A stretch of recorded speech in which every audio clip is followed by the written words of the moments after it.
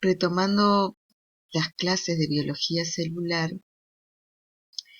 recordemos que ustedes estuvieron analizando los distintos tipos celulares de los seres vivos. Uno de los principios de la teoría celular dice que todos los seres vivos están constituidos por células. Las células procariotas con menor tamaño y las células eucariotas con presencia de núcleo y de estructuras membranosas internas, todas están delimitadas o rodeadas por una membrana que las contiene, que las delimita, que las aísla, pero a su vez permite la comunicación, la relación con su entorno. Hoy analizaremos las características de las membranas que son comunes a todos los tipos celulares. La membrana plasmática, si analizamos molecularmente su composición, está constituido por tres tipos de biomoléculas. Recuerden que las biomoléculas fundamentales de todos los seres vivos son ácidos nucleicos, lípidos, proteínas e hidratos de carbono. Estos tres últimos constituyen las membranas. Dentro de los lípidos tenemos dos tipos de lípidos, fosfolípidos y colesterol, proteínas, son todas proteínas globulares, las que forman la membrana y según su disposición tienen distinto nombre y su función también. Los hidratos de carbono, que son pequeñas cadenas oligosacáridos, si están unidos a lípidos se los llama glucolípidos, si se unen a proteínas, glucoproteínas. Los fosfolípidos que constituyen la membrana, como todo lípido, recuerden que tienen muy poca o no tienen afinidad con el agua, no se disuelven en agua, pero los componentes de la membrana fosfolípidos tienen una cabeza con un grupo fosfato que le da una carga negativa y dos colas de ácidos grasos. Si son saturados adquieren esta estructura, si son insaturados tienen una cierta flexibilidad, lo que hace para los organismos la mejor digestión de los ácidos grasos insaturados, porque al tener esta composición química son de mejor aprovechamiento y degradación para el organismo, para que asocien con la nutrición de ácidos grasos, saturados e insaturados. Pero lo que nos convoca acá es que la cabeza de fosfato tiene afinidad con el agua, tiene una polaridad, entonces decimos que es hidrofílica, y las colas que no tienen afinidad con el agua son hidrofóbicas.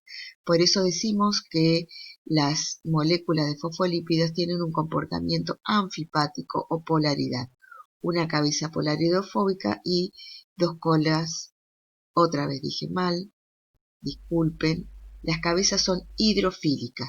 Filo quiere decir amor, hidro al agua, amor al agua, afinidad con el agua. Fobia es que tiene rechazo a el agua. Si tiramos o ponemos una gotita de aceite en el agua, esta no se disuelve. Bueno, pensemos que los fosfolípidos en el agua también tienen un comportamiento similar, donde las cabezas van a estar en contacto con el agua y las colas van a estar hacia el centro de esa gotita. Esta es la manera que tienen de organizarse los fosfolípidos en el agua. Sin embargo, en las membranas, del lado externo de las membranas hay agua y en el citoplasma de las células también hay agua. O sea que la célula ha resuelto evolutivamente este inconveniente o esta situación constituyéndose en dos capas de fosfolípidos. La capa externa de fosfolípido tiene ubicados las cabezas hacia el contacto con el agua y la capa interna de fosfolípidos tienen las cabezas en contacto con el citosol. Entonces las colas quedan embebidas en el interior de esta membrana sin estar en contacto con el agua. Las membranas, esta bicapa de fosfolípidos, se denomina mosaico fluido porque están en contacto, movimiento, flotando en el agua esta bicapa. Ese constante movimiento está condicionado también a las temperaturas. Si las temperaturas aumentan, estas moléculas tienden a dispersarse. Si estas moléculas sufren bajas temperaturas, tienden a compactarse. Piensen ustedes en la manteca, que es un lípido, en condiciones de frío se vuelve sólida y si la exponemos al calor adquieren muchísima mayor fluidez pasando a un estado líquido. Para que las membranas no sufran esa dispersión, existen otras moléculas embebidas dentro de entre los ácidos grasos, que son las moléculas de colesterol. El colesterol es otro lípido, pero el colesterol está formado por anillos de esteroles que tienen una porción hidrofílica y la mayor parte de la molécula es hidrofóbica. Estas moléculas de colesterol son fundamentales porque le dan cierta estabilidad a los fosfolípidos ante las variaciones de temperatura. Impiden el sobreempaquetamiento y el exceso de fluidos. El movimiento de los fosfolípidos para formar parte de este mosaico son varios: rotación sobre su propio eje, flexión debido a los ácidos grasos, difusión lateral, se pueden correr entre uno y otro fosfolípido, y un comportamiento de menor frecuencia pero sí existente es la posibilidad de trasladarse de un fosfolípido de una hemicapa a la otra. Este movimiento se llama flip-flop y también es importante para la fluidez de esta membrana. Vista al microscopio electrónico, esta sería la membrana de una célula y esta de una célula vecina. Si la miramos con más detalle, se observa dos líneas oscuras y una región central clara. A esto se llama unidad trilaminar porque no solo se presenta esta estructura de la membrana en la membrana plasmática, también es observable en las membranas de las organelas. Esta porción oscura, luego de estudios bioquímicos, los científicos comprobaron que se trata, debido a la tensión cuando se trabaja con estos tejidos, esta porción oscura corresponde a las cabezas de los grupos fosfato de los fosfolípidos y el centro claro a los ácidos grasos. Si analizamos este modelo tridimensional de la membrana plasmática, vemos la disposición en dos capas de los fosfolípidos, el colesterol y las proteínas globulares que pueden estar atravesando parcialmente esa membrana, embebida hasta una de las hemicapas, atravesando completamente la membrana o en el lado externo o interno de la membrana. Hay distintos tipos de proteínas, algunas forman canales o las otras tienen forma helicoidal. Las proteínas que atraviesan la membrana o están fuertemente unidas a la membrana se llaman proteínas integrales. Pueden atravesar completamente la membrana y ser transmembranosas o atravesar parcialmente la membrana, pero si están fuertemente unidas son proteínas integrales.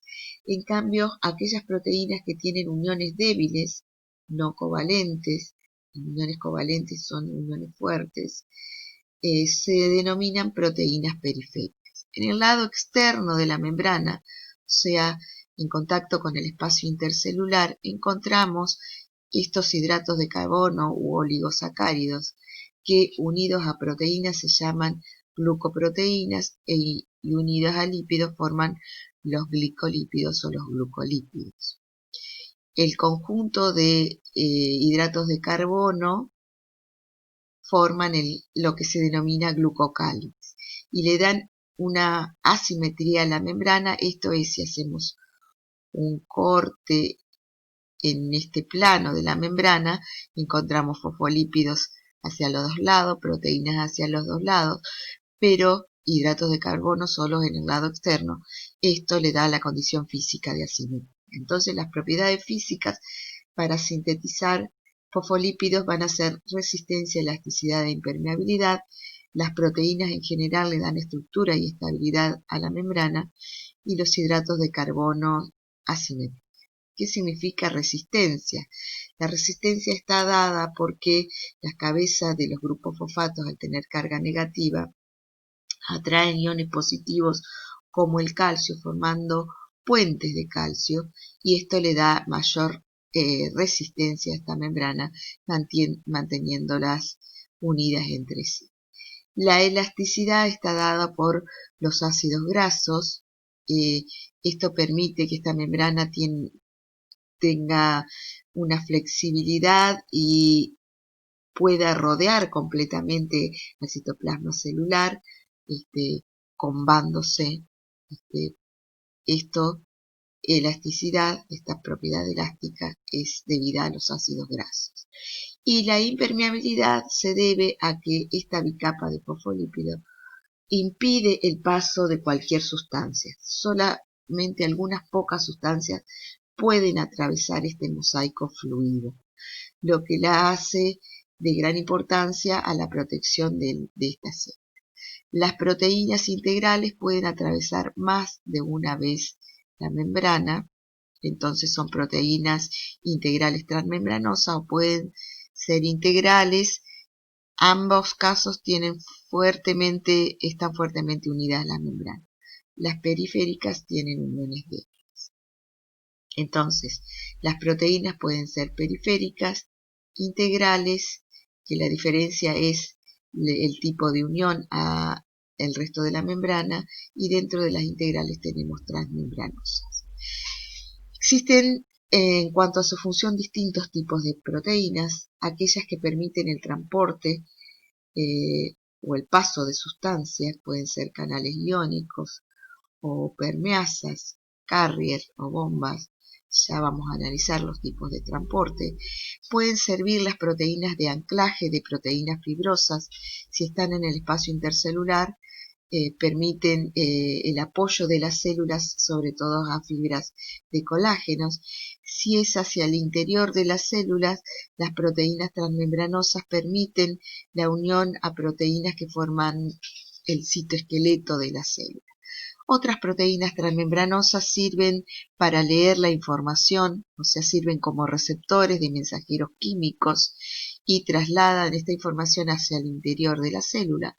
U otras tienen la capacidad de tener actividad enzimática, esto es catalizar reacciones químicas, transformar una molécula en otro tipo de molécula. Entonces, las funciones de las biomoléculas: difusión del mosaico fluido, permitiendo, debido a la fluidez, el movimiento de algunas moléculas como el agua. El mosaico fluido también participa en las proteínas con algunos movimientos como rotación y traslación.